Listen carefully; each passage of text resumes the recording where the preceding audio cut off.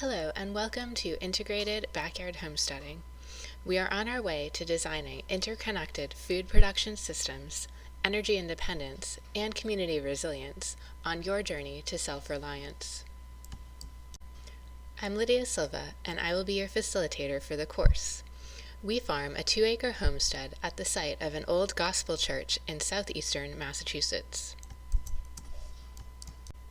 My husband Brian and I have had the good fortune to establish homesteads in the Azores Islands of Portugal, in Japan, and here in the United States. Our experience with diverse climatic zones and cultural conditions have inspired our unique perspective on homesteading. Our mission is to provide you with the tools to create abundance where you live. We have been designing and implementing our integrated homestead since 2013. We have 2 acres of land and keep chickens, rabbits, and pigs.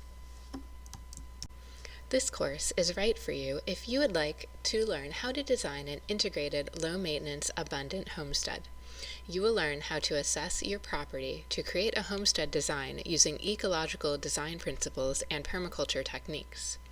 You will also learn many practical homesteading techniques during this course, but the primary focus will be on creating a well-designed homestead that produces maximum yield with minimal inputs of labor and time.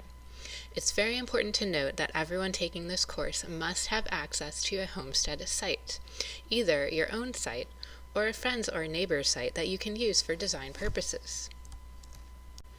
Integrated homesteading seeks to unify the elements of a site and nearby ecosystems to create a cohesive small-scale food production system. We will examine the possibilities for alternative energy and discuss social and financial structures that build resilience as well. The goals for this course are as follows. There's a strong focus on creating beneficial connections between the different elements of the homestead. Integrated homesteading addresses the needs of the caretakers and provides yields that meet those needs. Managing waste streams and surplus resources will also be addressed as we design regenerative landscapes. Building strong social connections with other homesteaders will help you achieve your goals. The next few slides will illustrate some examples of how to connect related elements to create low-maintenance systems of production at the homestead. In this slide, the chicken coop and greenhouse are connected to serve multiple functions.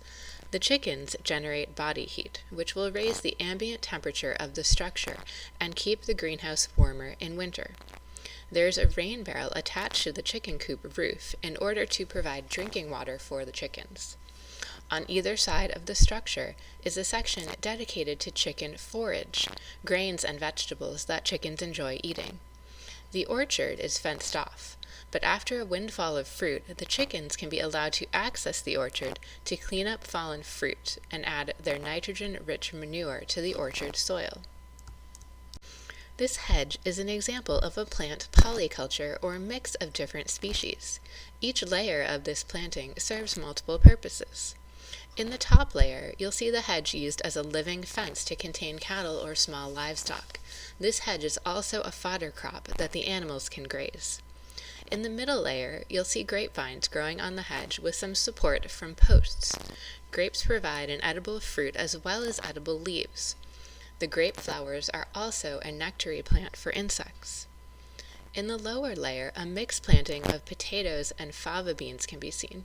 Favas add nitrogen to the soil and are used as a cover crop.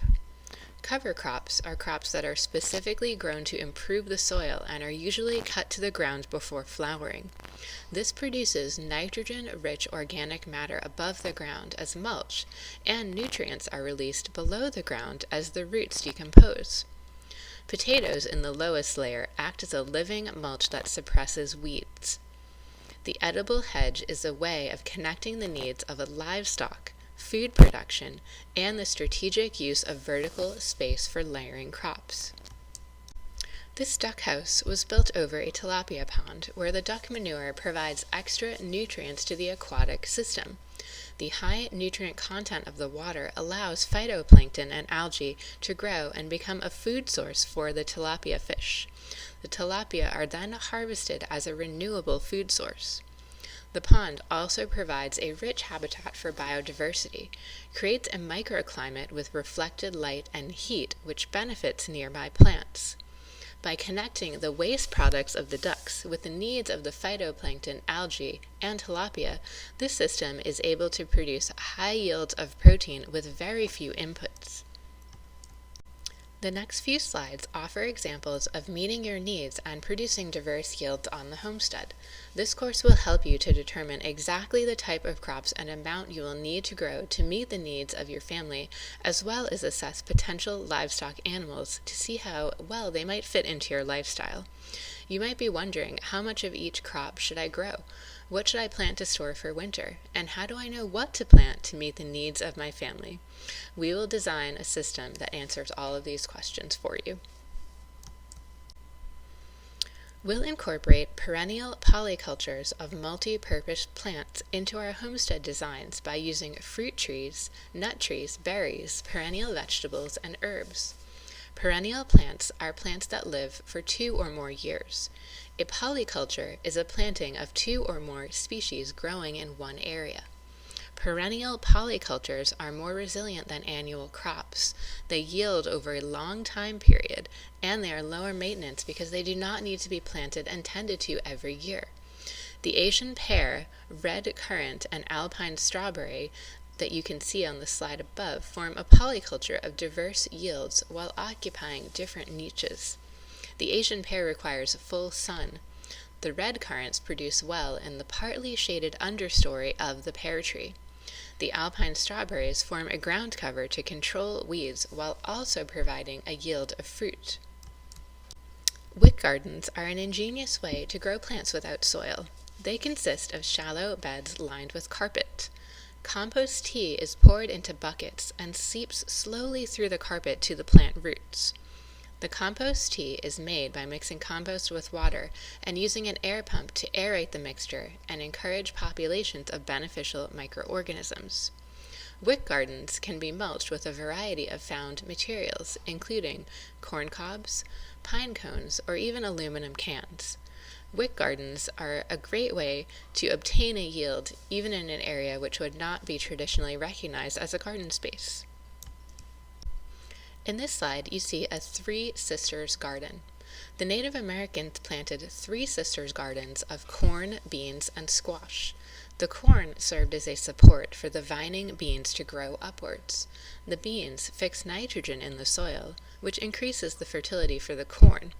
And the squash shades the soil and inhibits weed growth with its large leaves spreading outwards. In this polyculture of the 3 plants grown together, the plants yield more than if they were each planted out separately in the field. This is called over-yielding.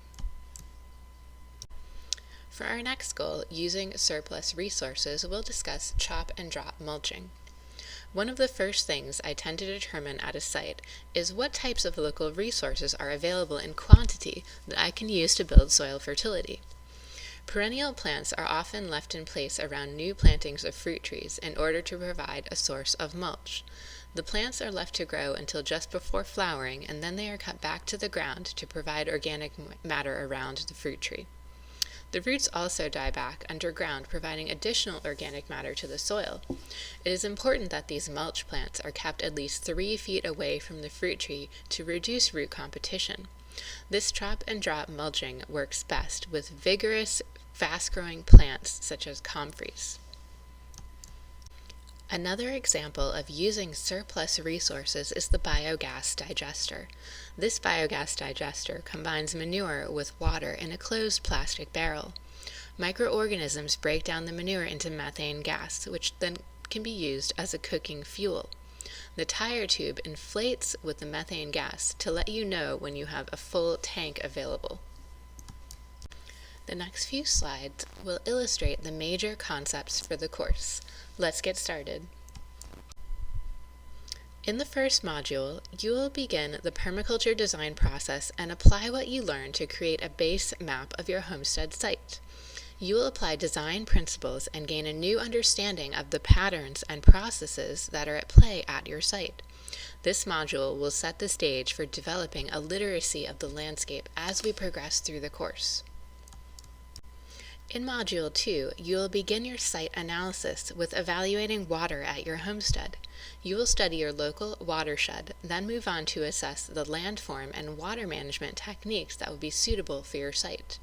You will learn how to use an A-frame level to lay out contour lines on your site and how to direct the flow of water to the places that need irrigation. In Module 2, you will begin your site analysis with evaluating water at your homestead. You will study your local watershed, then move on to assess the landform and water management techniques that will be suitable for your site. You will learn how to use an A-frame level to lay out contour lines on your site and how to direct the flow of water to the places that need irrigation. In Module 3, you will analyze your food needs and yields and create a plan for food self-sufficiency. You'll analyze your diet and determine how much you will need to grow to meet the needs of your family. You will also address the quality of your soil and learn soil rehabilitation techniques to boost soil fertility. In Module 4, you will analyze the microclimate of your site and compare season extension techniques to ensure a harvest throughout the year. We will cover plant propagation techniques to increase your plant material and also learn about food preservation techniques. You will create a livestock needs and yields analysis to help you find the livestock animal that is the best match for your site. In Module 5, we will focus on forest gardens, appropriate technology, and financial permaculture. We will discuss plant selection and cottage industries on the backyard farm. The topics for Module 6 include designing perennial plant polycultures and building resilient communities. You'll use what you have learned throughout the course to create a final design for your homestead site. Throughout the course, we will be utilizing a design discipline called permaculture in order to fully assess, analyze, and create designs for our homestead sites. Permaculture offers an integrated framework to begin to connect the elements of a homestead together in a meaningful way.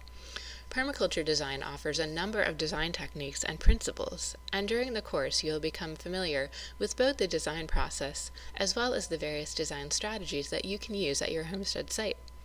This brings us to the end of the presentation. Thank you for joining me, and I look forward to connecting with you soon.